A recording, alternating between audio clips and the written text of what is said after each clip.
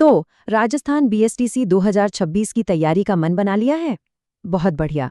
अगले कुछ ही मिनटों में हम मिलकर इस परीक्षा को समझने और इसमें कामयाबी हासिल करने का एक सीधा साधा सा रोड मैप देखने वाले हैं। तो चलिए सीधे मुद्दे पर आते हैं। अच्छा, अगर अभी अभी 12वीं पूरी हुई है तो ये सवाल दिमाग में जरूर आता होगा कि एक पक्की सरकारी नौकरी पाने का सबसे तेज और सबसे अच्छा रास्ता कौन सा है ना? और अगर दिल में प्राइमरी स्कूल टीचर बनने की चाहत है तो आमतौर पर दो बड़े रास्ते सामने आते हैं, और सही रास्ता चुनना ये करियर का सबसे पहला और सबसे जरूरी कदम होता है। तो चलिए इन दोनों रास्तों को आमने सामने रखकर देखते हैं। एक तरफ है बीएसटीसी, जो कि 2 साल का डिप्लोमा है और सीधा प्राइमरी टीचर की नौकरी तक ले जाता है। दूसरी तरफ है पीटीटी के जरिए बीएड, जो एक 4 साल का लंबा कोर्स है। तो साफ है, अगर जल्दी नौकरी चाहिए तो बीएसटीसी एक ज्यादा सीधा और तेज ऑप्शन है।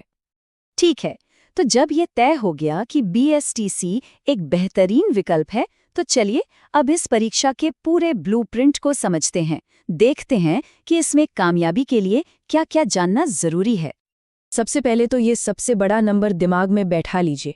ये परीक्षा होती है पूरे 600 नंबर की, और इन 600 नंबरों को पाने के लिए कुल 200 मल्टीपल चॉइस सवाल हल करने होते हैं।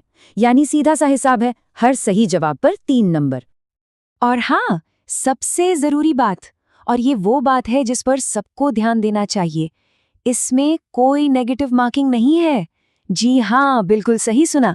इसका सीधा सा मतलब ये है कि हर सवाल का जवाब देना ही समझदारी है। एक भी सवाल छोड़ने की गलती तो करनी ही नहीं है। अब ये स्लाइड देखिए, ये बहुत अच्छे से दिखाती है कि पूरा पेपर कैसे बना है। ये 4 बराबर हिस्सों में बटा हुआ है: mental ability, Rajasthan GK, teaching aptitude और लैंग्वेज एबिलिटी। और देखिए, हर सेक्शन का वेटेज बिल्कुल बराबर है। चलिए इसे थोड़ा और बारीकी से देखते हैं।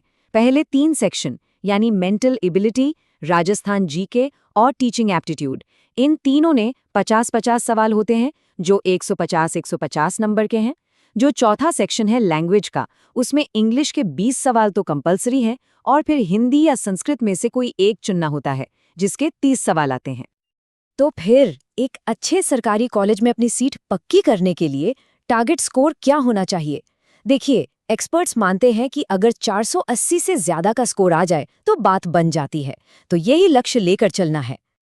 अच्छा, अब जब हम एग्जाम का पैटर्न समझ गए हैं, तो चलिए सिलेबस में थोड़ा और गहरा उतरते हैं। देखते हैं कि हर सेक्शन में कौन-कौन से खास टॉपिक्स पर फोकस करना है। सेक्शन क है मेंटल एबिलिटी, जो असल में आपके लॉजिकल और एनालिटिकल स्किल्स को परखता है। इसमें आपको रीजनिंग, एनालॉजी और रिलेशनशिप जैसे टॉपिक्स मिलेंगे। अब आता है सेक्शन ख, राजस्थान जनरल नॉलेज, और ये काफी बड़ा है। इसमें राज्य का इतिहास, पॉलिटिक्स, आर्ट एंड कल्चर, भूगोल, मतलब सब कुछ आ जाता है। सच कहूं तो अक्सर यही सेक्शन रैंक बनाने या बिगाड़ने का काम करता है। सेक्शन ग यानी टीचिंग एप्टीट्यूड, ये जांचता है कि आप एक टीचर के तौर पर कैसा सोचते हैं। और यहाँ एक बहुत मज़ेदार बात है, सबसे सही जवाब पर तो पूरे 3 नंबर मिलते हैं, पर उससे मिलते जुलते दूसरे सही जवाबों के लिए भी 2 या 1 नंबर मिल जाते हैं। तो सबसे बेस्ट ऑप्शन चुनना बहुत ज़रूरी है। और आखिर में है सेक्शन घ, लैंग्वेज एबिलिटी। इसमें इंग्लिश तो कंपल्सरी है। इसके बाद हिंदी या संस्कृत में से कोई एक भाषा चुननी होती है, जिसमें ज्यादातर सवाल ग्रामर और वोकैबुलरी से ही आते हैं। ठीक है, तो अब तक हमने ये जान लिया है कि क्या पढ़ना है। तो अब बात करते हैं कि कैसे पढ़ना है। अब समय है इस सारी जानकारी को एक्शन में बदलने का। तो कामयाबी का रोड मैप कैसा दिखेगा? देखिए, ये 5 कदम बहुत जरूरी हैं। पहला, सिलेबस को घोल कर पी जाइए, मतलब हर टॉपिक पता होना चाहिए। दूसरा, रोज के छोटे छोटे टारगेट सेट कीजिए। तीसरा, पढ़ाई के लिए राजस्थान बोर्ड की किताबों से अच्छा कुछ नहीं, खासकर जीके के लिए। चौथा, पुराने पेपर्स, उन्हें जरूर सॉल्व कीजिए, इससे पैटर्न समझ में आता है। और आखिरी यानी 5वां कदम, रिवीजन और मॉक टेस्ट, इनसे स्पीड और कॉन्फिडेंस दोनों बढ़ते हैं। और एक बात हमेशा याद रखनी है, ये कोई स्प्रिंट नहीं, एक मैराथन है।